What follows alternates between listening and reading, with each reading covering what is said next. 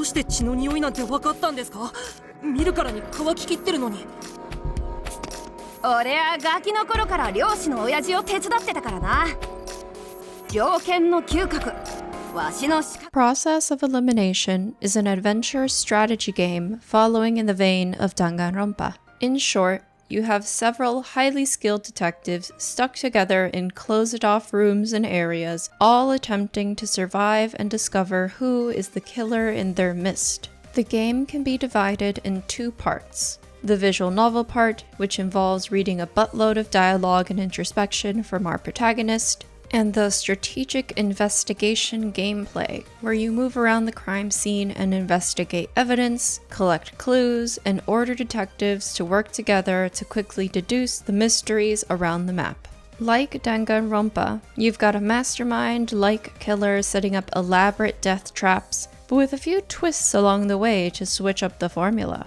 Also, like Danganronpa, you play a useless detective who's literally nicknamed Incompetent Detective. His lack of skill or experience somehow turns into a boon and results in the incompetent detective making decisions and conclusions that the seasoned detectives somehow fail to reach. Another favorite cliché of the genre. And while there are many other points of comparison I can make to Danganronpa, like the wacky cast of tropey characters, the villain whose rationale is similar to that of a cult, I'll drop it for now. Instead, let's talk about what really matters, and that's how weirdly long Gourmet Detective's neck is. Look long and hard at it, from the top of the neck to all the space around the goggles. I'm not an artist, but even I know basic principles of design involve proportional characters. And considering the other characters don't have ET-like necks, or at least have some design elements around their necks to obfuscate that, I don't think this can be waved off as an artistic choice. And this character's neck is the perfect representation of the rest of the game. Distractingly off. Process of Elimination is shy of getting things right time and time again. Whether it be the excessively long intro to the game, for which there's almost 2 hours of visual novel before we get a chance to play the investigation strategy part, or the straightforward manner of the investigations, which tend to simply send people to highlighted areas where they'll infer or inspect, and then collect all the information for the multiple choice questions later. Or the lack of tooltip reminders after completing the tutorial. I want to touch on that last one, because I almost didn't get past the first couple of chapters in the game because I forgot a mechanic that was briefly mentioned in the tutorial. Not only is this important mechanic only briefly mentioned in the tutorial, it also isn't practice, which means there's no moment for the player to cement this piece of information to memory. On top of that, there's no way to access explanations of these basic gameplay functions,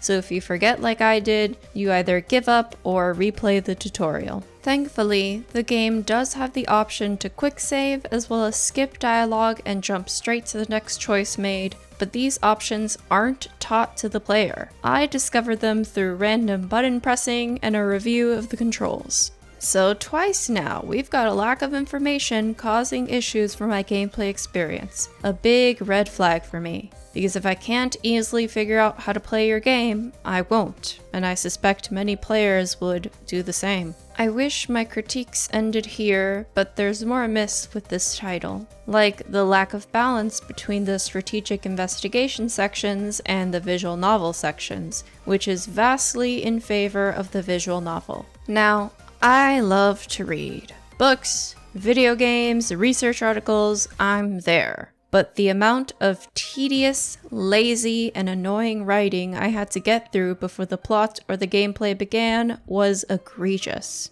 My professional term for this story would be super anime.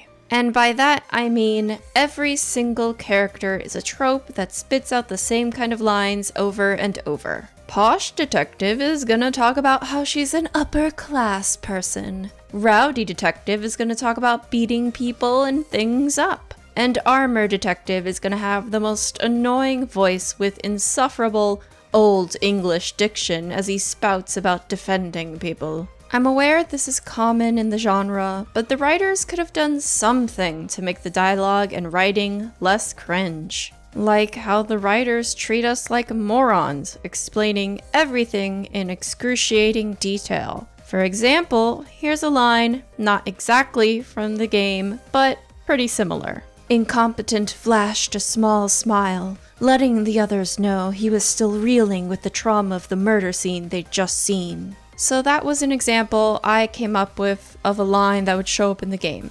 Now, here's an example of how I would rewrite this. Incompetent flashed a small smile that didn't reach his eyes as he mindlessly moved the food around his plate. In other words, just show us the characters doing things. Good writing doesn't need to smack the reader around with clear statements of, "This character is having this feeling." If the writing is clear and strong, we can figure it out. But what's even worse is how the plot, the bad actors, the villain, all of that can be pretty easily figured out within an hour of playing the game. So before you even get to the quote-unquote gameplay. In fact, some characters I figured out within the first few pieces of dialogue they shared. And not because I'm some kind of super sleuth, but because all the characters are so typecast. So most of my experience with the game was just waiting for the characters to catch up to my understanding, and then for the game to laboriously reveal its secrets. Okay, so the writing isn't the greatest.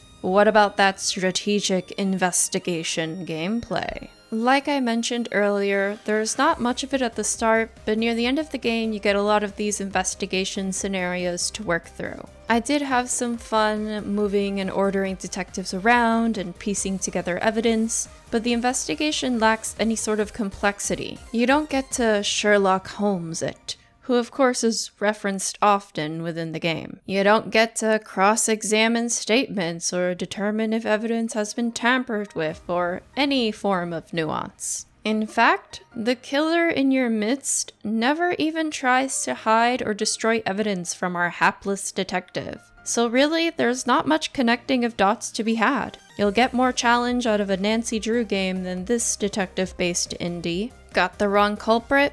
No problem. The game will let you keep trying all options with no penalty until you stumble into the right one. Although, considering how obvious everything in the plot is, you won't really have this issue. But I must give credit to one thing, which is the art, which I think is really lovely, the music, which is extremely well made and just really gets your energy up, especially in those detective investigation scenes or in the crisis mode, as well as the larger order world issues and conspiracies going on in the background. All of these elements I think are very strong. However, nice art and music can only take you so far, and the cool larger world issues only took place in the files, which were considered extra information that you could optionally collect during the investigation gameplay. All in all, Process of Elimination has an intriguing premise, lovely art, great music, and decent world building, but it's lackluster and troping writing that takes the majority of the game, the lack of tooltips that can hinder your progress, the annoying characters, and the unengaging investigation gameplay make this game a tedious endeavor. And that neck, it'll haunt my nightmares for years to come.